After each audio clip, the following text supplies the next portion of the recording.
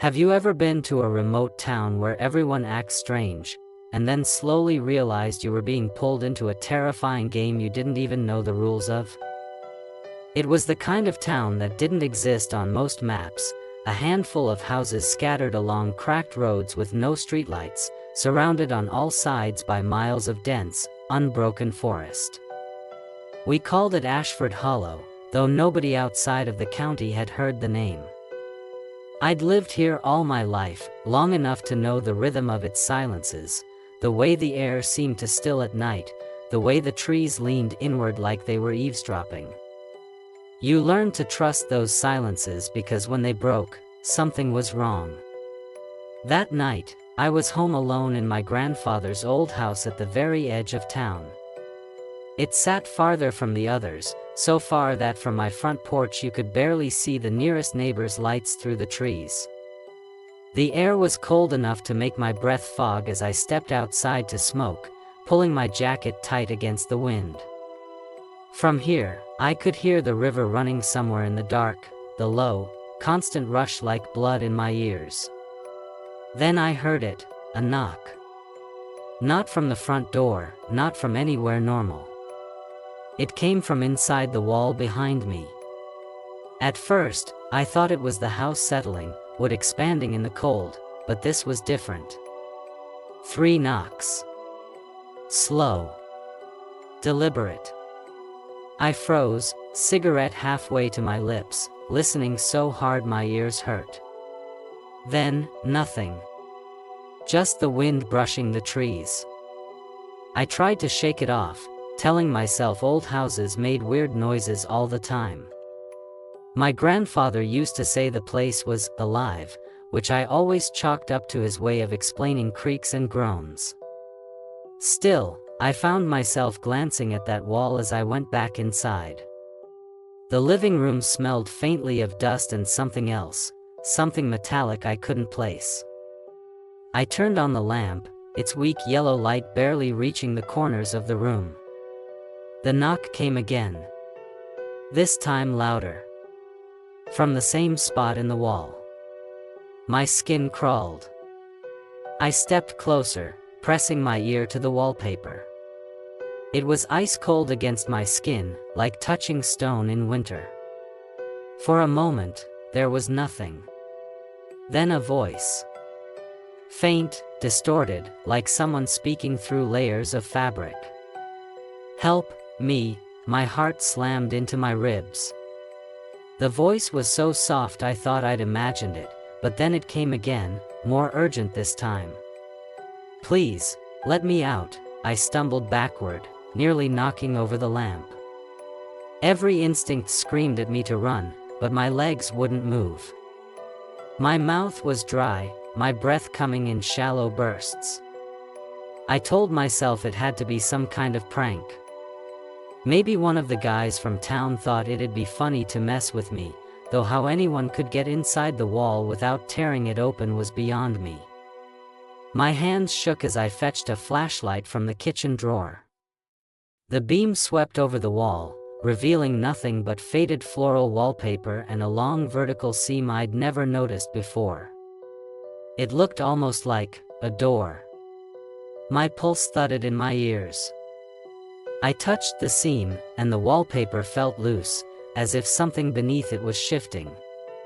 The voice came again, this time right against my ear, loud enough to make me flinch. They're coming. Before I could react, something on the other side dragged long fingernails down the inside of the wall. The sound was unbearable, like metal scraping bone. I dropped the flashlight, and its beam rolled across the floor, slicing through the dark.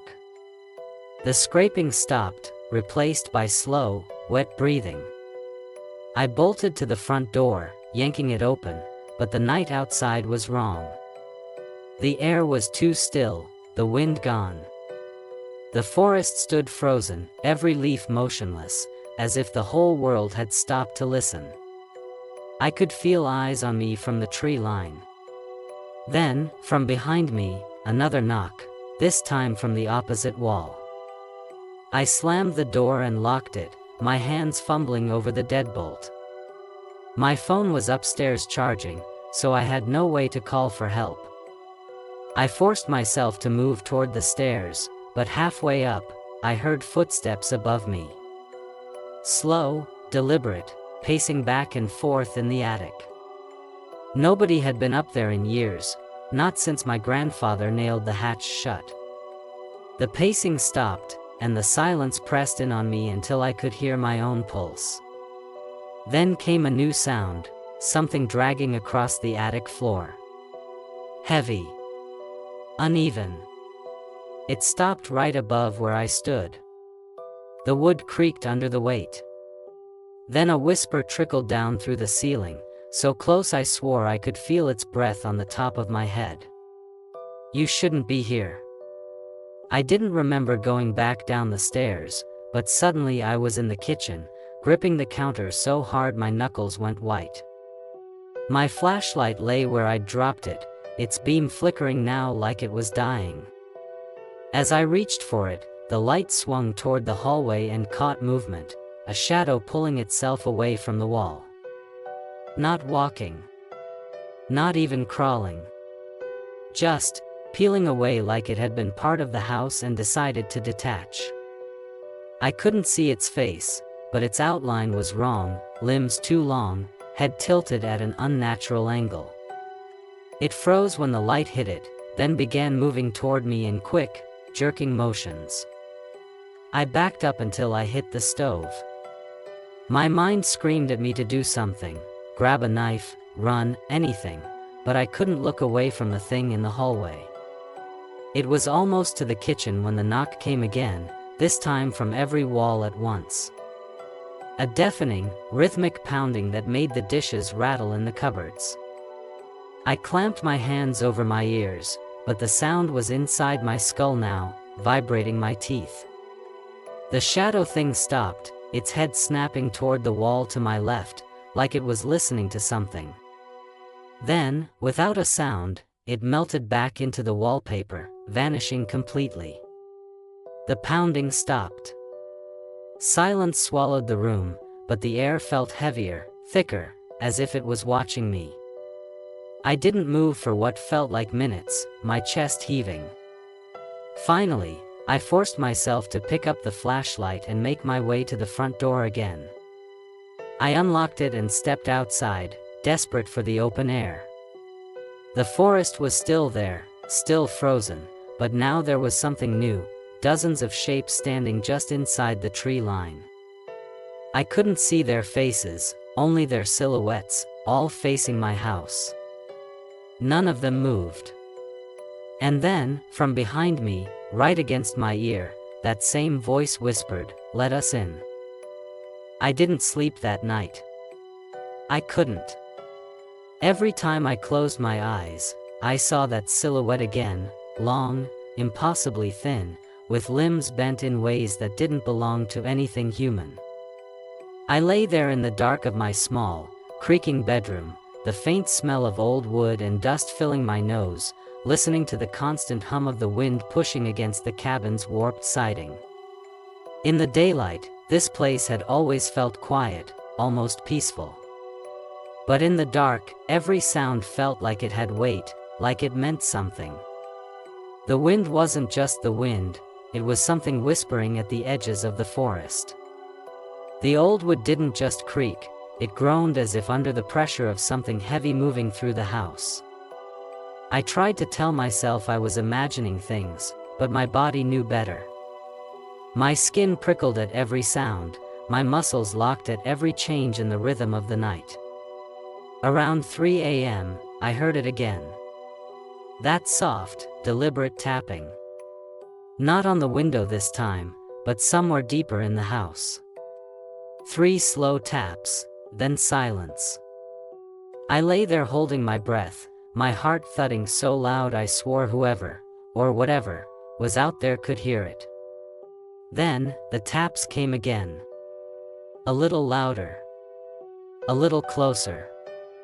I finally worked up the nerve to slide out of bed, moving slowly so the old floorboards wouldn't squeal under my feet. I reached for the flashlight I kept on my nightstand, my hand shaking so badly I almost dropped it. The beam cut through the darkness, catching particles of dust floating in the air like tiny, lazy ghosts. I stepped into the narrow hallway, the smell of damp wood stronger now. The tapping had stopped, but in its place came a faint scraping sound. It reminded me of someone dragging a fingernail along a wall. My skin crawled. I followed the noise, each step making my heart beat faster, until I reached the living room. The scraping stopped the second I stepped in. My flashlight beam swept across the room, faded floral wallpaper, sagging couch, the cold fireplace, and then landed on the far wall. At first, I didn't understand what I was seeing. There was a mark on the wallpaper, long and jagged, like it had been peeled back. I moved closer. That's when I realized it wasn't just torn, it was bulging outward, like something was pressing from the inside. The wallpaper shifted slightly as I stared at it, as if whatever was behind it had just adjusted its position. My throat tightened. Without thinking, I reached out and touched the spot. It was warm. Something warm was on the other side of that wall. I backed away, my breath coming quick now, and nearly tripped over the edge of the rug. I wanted to run, but my legs wouldn't listen. Then, from directly behind the bulging wallpaper, I heard it, 3 slow knocks. This time, they weren't hesitant. They were confident. As if it knew I was standing right there. I don't remember deciding to move, but suddenly I was in the kitchen, rifling through drawers for something, anything, I could use as a weapon. My hand closed around the cold handle of a rusty old knife, the kind you'd use for cutting rope or gutting fish. The weight of it in my hand didn't make me feel any safer. The house had gone dead silent now. Even the wind outside had stopped. I forced myself back toward the living room, my flashlight beam jittering over the floor. When I reached the wall again, the bulge was gone. The wallpaper lay flat, the mark completely vanished. I just stood there, my mind racing, wondering if I'd finally lost it from being out here alone too long. That's when I realized the smell had changed. It was sharper now, almost metallic. I slowly turned toward the hallway, and my stomach dropped. There, standing halfway down the hall, was a figure. It was still, completely still, its head tilted just slightly to one side. The beam of my flashlight caught its face, or what should have been a face, but there were no features. Just smooth, pale skin stretched tight over bone. I froze. The figure took one slow, deliberate step toward me. Then another. The sound of its bare feet against the wood was soft, almost gentle, but each step echoed in my head like a hammer strike. I wanted to scream, but the air in my lungs wouldn't move. My grip on the knife tightened until my hand ached. The figure stopped just at the edge of the flashlight's beam, and for a moment, we stood there in a terrible stalemate, me, shaking and barely able to breathe, it, silent and watching me with nothing. Then, without a sound, it turned and walked back into the shadows of the hallway. I don't know why, but I followed. My feet moved on their own, as if I'd been caught in some invisible current. The hallway seemed longer than before, stretching out into darkness that the flashlight couldn't quite touch. I kept walking. The air grew colder. My breath came out in visible clouds now, despite the fact that the old heater was still running. The sound of the figure's steps had stopped, but I could still feel it ahead of me. Watching. Waiting. I reached the end of the hallway and found myself staring at the door to the basement. It was open. I knew for a fact I hadn't left it open. The dark beyond it felt wrong, like the absence of light wasn't just from lack of electricity, but because it was being swallowed by something. My hand shook as I reached for the light switch, but of course, nothing happened. The basement bulbs had been dead since I moved in. I should have turned around right there. I should have left the house, driven away, never looked back. But instead, I started down the stairs. The smell hit me halfway down, wet earth and rot. My flashlight beam cut across the concrete floor, over rusted shelves, past old cardboard boxes collapsed from years of damp. And then it stopped on something I couldn't make sense of at first. It was a door. Not the kind that belonged in a basement, but an old, heavy wooden door with black iron hinges, set into the far wall where I was sure there had only been foundation before. My heart thudded so hard it hurt. The door was slightly ajar, and from the darkness beyond came the faintest sound. Breathing. Slow, steady breathing. I stepped closer, my shoes scraping against the cold concrete. The breathing didn't change, but I could hear something else now, a low, rhythmic tapping, like fingernails on wood. My hand reached for the door, the knife still clutched in my other hand. I don't know what I expected to find. Maybe nothing. Maybe proof I was going crazy. But before I could push it open, something pushed back. The door slammed shut with such force the shelves rattled and a box toppled to the floor. I stumbled backward, my flashlight swinging wildly. And then, from the other side of the door, came a voice. Not loud, but close. Right against the wood. Let me in. My skin went cold. It wasn't a question. It wasn't a plea. It was a command. The voice was wrong, flat, too calm, like it wasn't trying to sound human but had learned the words anyway. I backed toward the stairs, never taking my eyes off the door. My foot hit the bottom step, and that's when the breathing stopped. For a few seconds, there was nothing. Then, the tapping started again. Louder this time. Faster. The wood groaned like it was about to split. I turned and bolted up the stairs, slamming the basement door shut behind me and locking it. I stood there in the kitchen, shaking, listening to the sound of the tapping echo up from below. Then it stopped. And the house went silent again. I thought that was the end of it.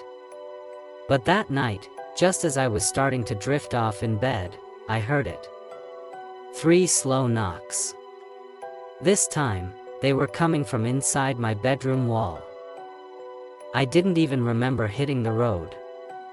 1 second I was standing in my kitchen, dripping with sweat, my ears ringing from that unholy sound, and the next I was in my truck, the engine groaning, headlights cutting through the early morning mist. The houses of Black Hollow slid past me like dark, crooked teeth, each one swallowed in shadows that clung too tightly. I had no plan, only the thought that if I kept moving, maybe whatever was inside my house, inside my walls, wouldn't have the chance to catch me. But the further I drove, the more I realized it wasn't staying behind. The air itself seemed to carry it along with me. The road out of town wound through the woods, and that's when the fog thickened, not normal fog, but a dense, swirling gray that moved in strange patterns, like something unseen was breathing through it. The headlights barely cut a few feet ahead, and every shape I thought I saw just outside the glass seemed to vanish if I blinked. Then I heard it, the knock. Not on my door, not from the walls of my house, but from inside my truck. 3 slow, deliberate taps from somewhere behind me. My stomach twisted. I didn't dare look in the rearview mirror. I gripped the steering wheel so hard my knuckles cracked, and I pressed the gas harder, but the sound came again. And then, faintly, a voice. A whisper so close to my ear that I felt the warmth of it. You can't leave. My vision tunneled, but I forced my eyes forward. The road curved ahead, and in the beam of my headlights, I saw something. A figure standing dead center in the lane. It was a man, no, not quite a man. His limbs were too long, his head tilted unnaturally to one side. His skin looked gray in the light, and where his eyes should have been, there were only deep, empty pits that seemed to pull the light inward. I slammed the brakes, the truck screeching and fishtailing on the damp road. But by the time I skidded to a stop, the figure was gone. The fog ahead parted just enough for me to see the road stretch empty, though my heart refused to believe it.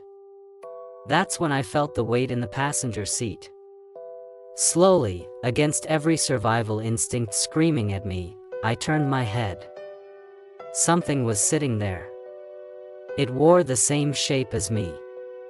The same clothes. The same face.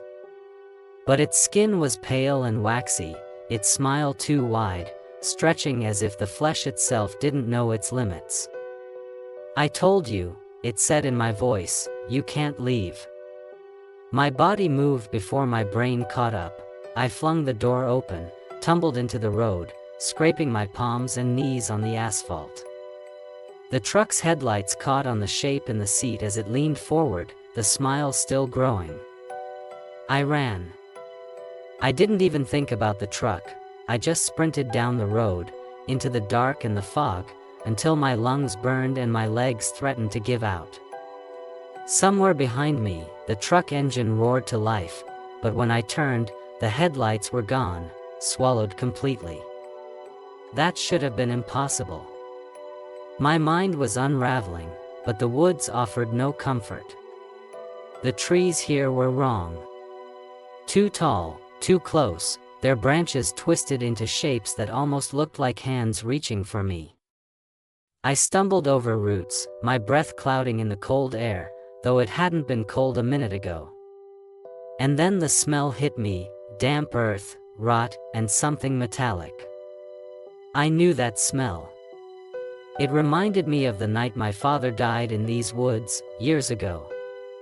The memory slammed into me, uninvited, me, younger, calling for him, hearing a knock from somewhere in the darkness, and then, nothing. He'd never come back. My heart pounded as the realization dug in deep. This thing, whatever it was, had been here long before tonight. It had been here my whole life. I kept moving until the trees thinned, and I saw it, a small cabin, light flickering inside. Relief surged through me, foolish as it was. I staggered to the door and knocked, desperate for a human voice. The door opened just enough for me to see an old woman's face. Her eyes darted over my shoulder, then widened with a kind of terror I'd never seen. "You shouldn't have knocked," she whispered, and slammed the door in my face. My knees almost gave out. The knocking started again, but this time it was everywhere. On the trees, on the ground beneath my feet, on the air itself. It surrounded me, growing louder until it became a deep, shaking thud in my chest. I clamped my hands over my ears and ran, but there was no direction to run in anymore. The fog was so thick it might as well have been walls. Shapes moved within it, too fast to follow, too many to count. I realized then that the knock wasn't a signal, it was a lure. It called you toward it. And once you responded, even by accident, it could find you. I had answered it years ago without even knowing. My entire life had been leading to this night.